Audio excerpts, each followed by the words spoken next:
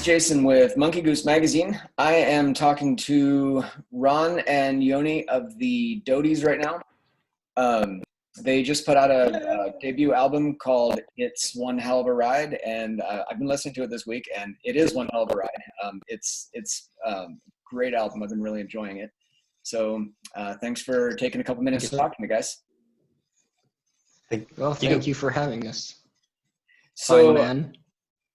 So first thing I want to ask, is, I guess it's the thing, everybody's first question now.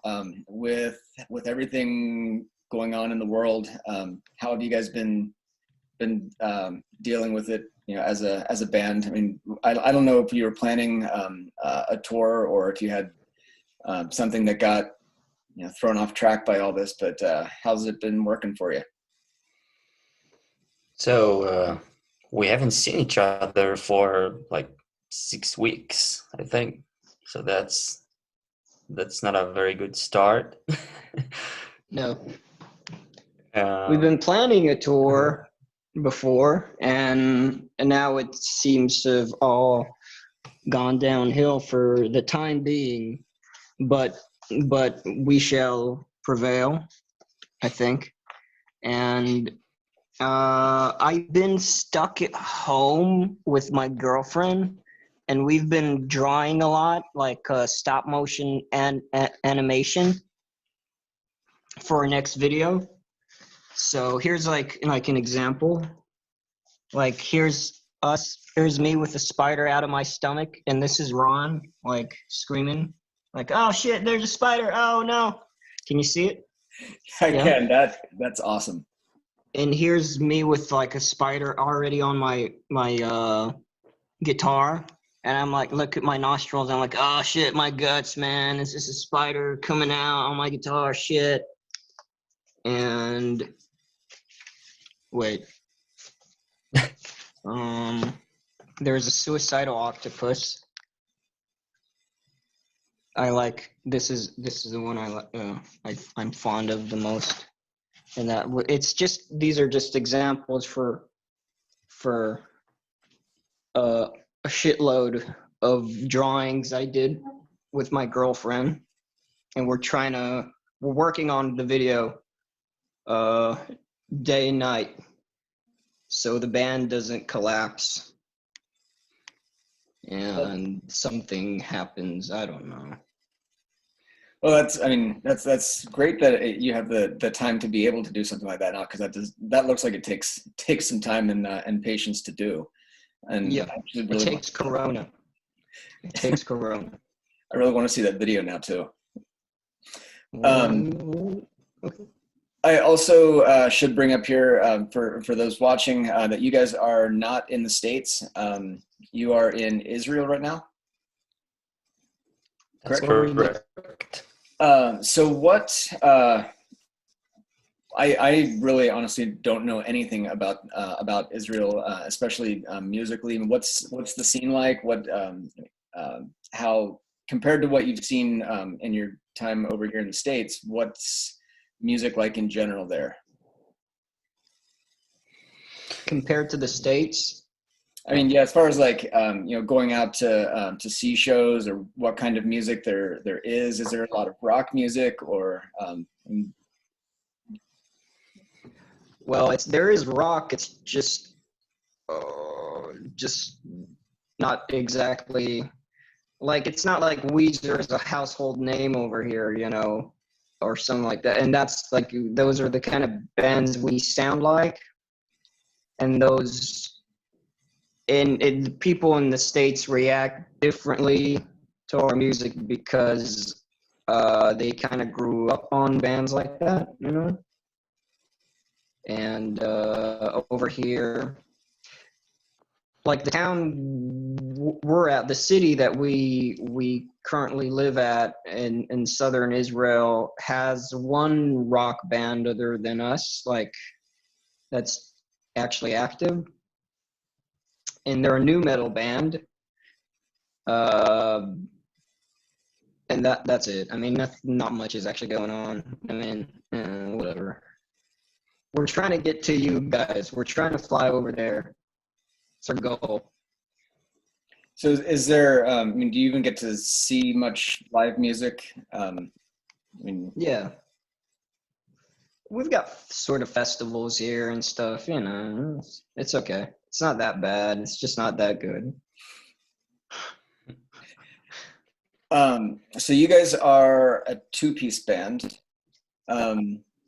Ron, you play, I've not been able to see video of you playing, but you play drums and bass with your other hand, is that right? Yeah, correct. So I guess I'm wondering, number one, how you figured out that that's something that you're able to do, and why you decided to go to go that way rather than getting a bass player. So there used to be a band in our hometown that did a similar thing. They were two-piece for a time, and now they're not. But yeah, they're not doing it anymore.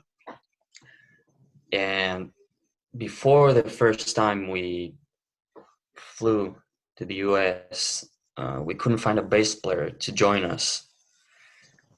And yeah, the flight was all getting real, and we couldn't find anyone.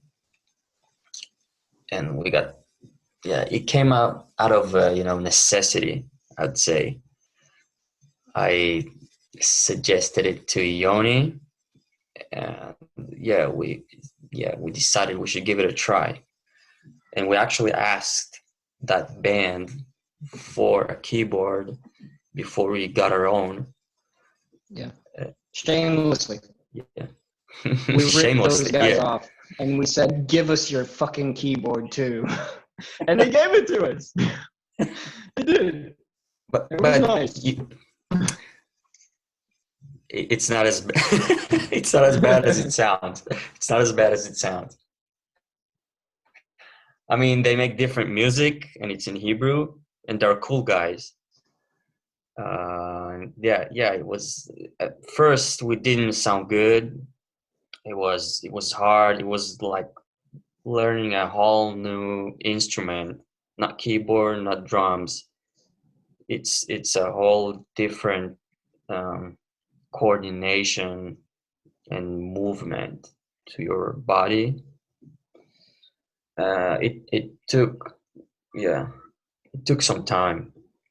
Took some time to make it sound listenable. So does that the songs that you're playing now, the songs on the album, were they more were they already your songs in the form that they were in, and you figured out how to play them that way, or did you write the songs knowing that that's how you are going to be playing them? The songs in our new album, no, they were written for bass guitar. Yeah, with For bass bass. guitar. Yeah. Wow. Yeah, so that's impressive then. yeah, So that's something we figured out. We've got newer songs, and we've already like adjusted to the synth bass and everything, and we figured out how to sort of, you know, juggle that sound with our new stuff. So we're just used to the sound now. We're not a bassy band anymore.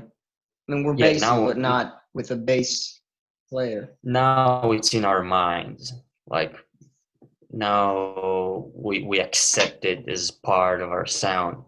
But back then, those songs we didn't work on them initially for keyboard. Okay. It's I was fascinated when I saw that. I don't think that I have ever seen anyone play that way before. So I just thought that was really interesting that you do. And so actually I listened to the record a few times first, and before I read through all the press stuff, and then after I read that, I'm like, I listened to it again and kind of in a different mindset of hearing, I guess, listening more specifically to the drums and hearing, picturing what you were doing with one hand to play bass with the other. So I just thought that was really interesting. So I wanted to ask about a couple of the songs. Like I believe the first single was "Boiling Point." Is that correct? Yes. Can you tell me a little bit about that? What I guess background, what was going on when you wrote that, or if there's any certain meaning to it?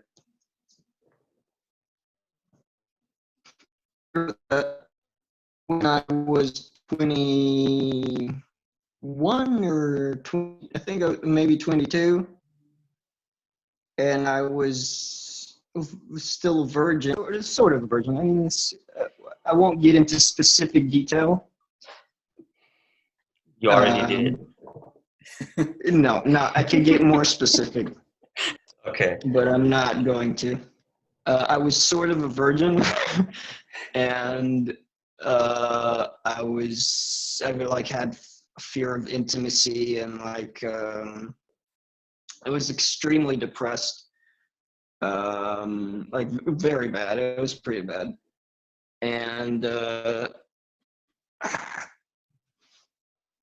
I just I don't know. It's just one song out of I guess this whole album is about feeling depressed,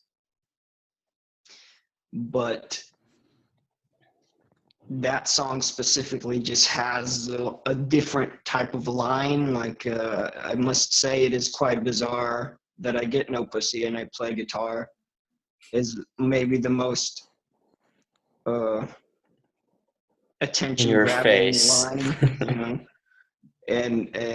But that's like the only sexual reference. And that press thing that you read, I talked about that more, but honestly the song is just about being depressed, like most of the songs in the album, Okay, and then I was also wondering a little bit about "Sell Out," which that's the second single, I believe.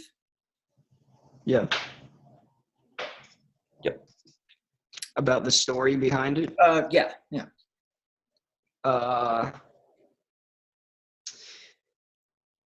When we were teenagers, we had a band called We Suck. It was a Hebrew punk band,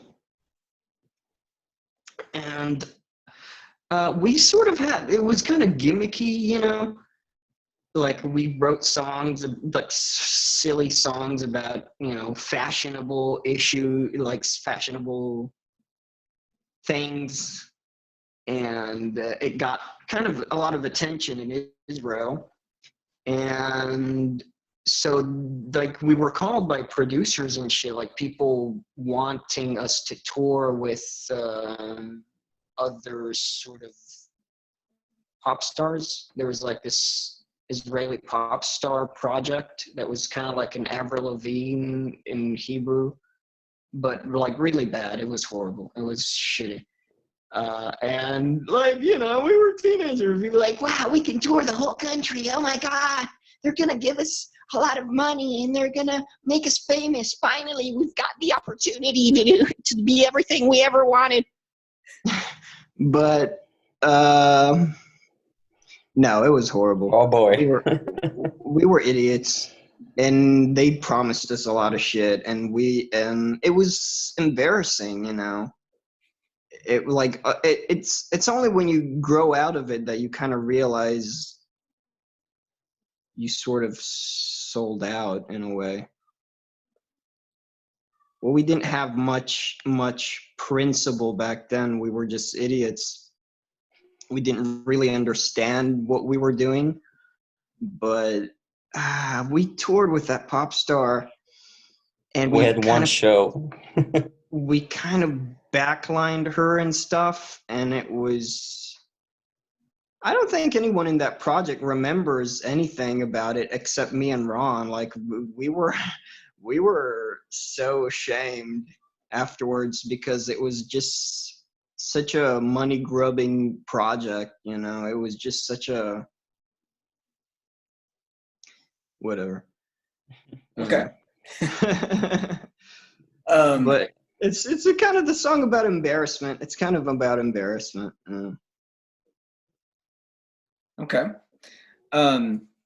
So do you either or both of you have any have a favorite song on the album, a favorite song to play live, or part of your live show that you just look forward to whenever you play?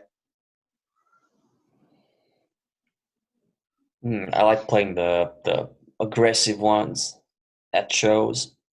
The more aggressive ones are the fun ones usually. As far as the album, it depends. It depends. I love them all. No, I mean, I still listen to it almost every day, honestly. Yeah, like the whole album. I think usually people react well to Boiling Point live.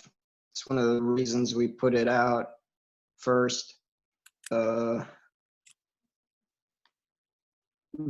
I don't know. I like the songs. There's a song called Buffoon that is kind of, I think is very good, but people don't notice it much.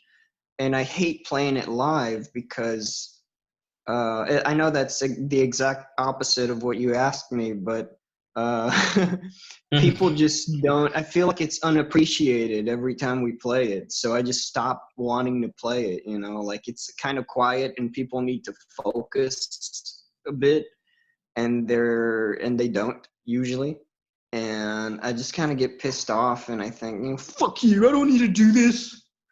I don't need to perform in front of you. I can just play alone at home. Fuck you. Makes sense. Makes sense. All right.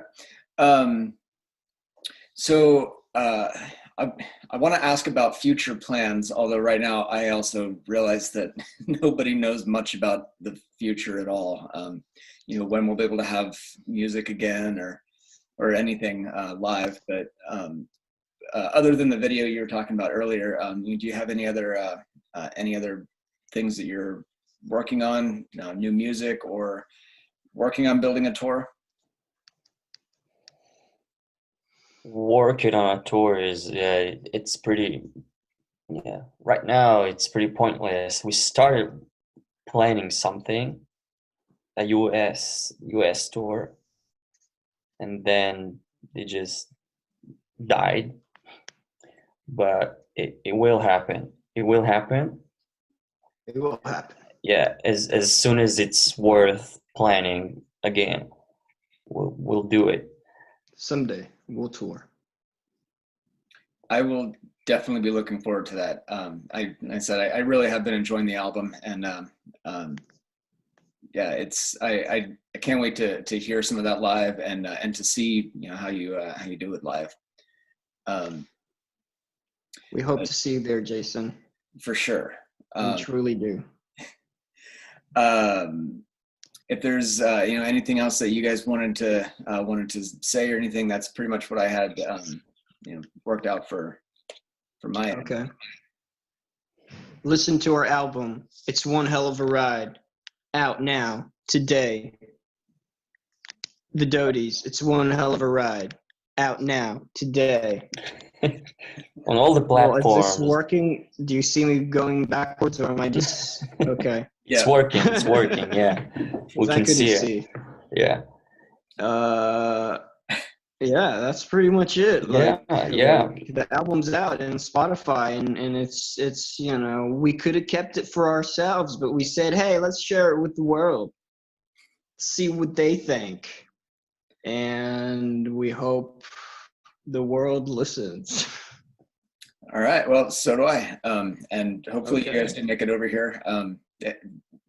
I can tell you everything that I know about here. People are really missing live music right now and waiting for it to come back to us. So, well, thanks for taking some time to talk to me, and good luck with the future. Hopefully we do get this thing taken care of soon, and we can get back to music. Yeah. All right. Amen. Yeah. I hope so. Amen. Amen, brother.